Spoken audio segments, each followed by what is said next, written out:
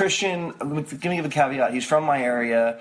I mean, his dad, when I was in high school, I trained with the City Islanders, and like his dad was the assistant coach. Mark, his dad was my favorite player growing up. He played for the Harrisburg Heat. So like I'm totally on the Pulisic bandwagon.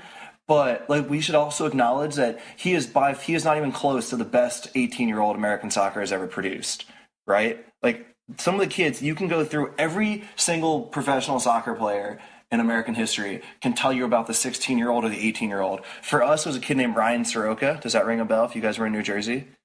He was a Philadelphia kid. Sorry, dude. Like, there's just, like, no way a 17-year-old soccer player was better than Ryan Soroka, you know? At least in America. Like, at least if so what happens? We have this litany in American soccer of these flames that went out early. What happens, Bobby Warshaw? Well, it's like you just have to acknowledge the part of random chance. Like, why is Pulisic now the best player in soccer in American history? Because like he had a coach that was willing to play him at 18. Right, 8 out of 10 coaches would not have played him, and they sure as hell wouldn't have played him like after the first. Like, he was okay in those first couple games, and we're Americans with blinders, but like really, he ran hard and like he tried to take people on. So like you just have to figure out, and like who knows what's going to happen now? Like if there is also an 8 in 10 chance that Dortmund had brought in a coach that didn't want to play him, or like happened to have a favorite winger, so like maybe he liked Pulisic, but like his favorite player of all time was a winger who he could get for cheap. Like, here's my partial story on this is like, I'm the first round pick to Dallas.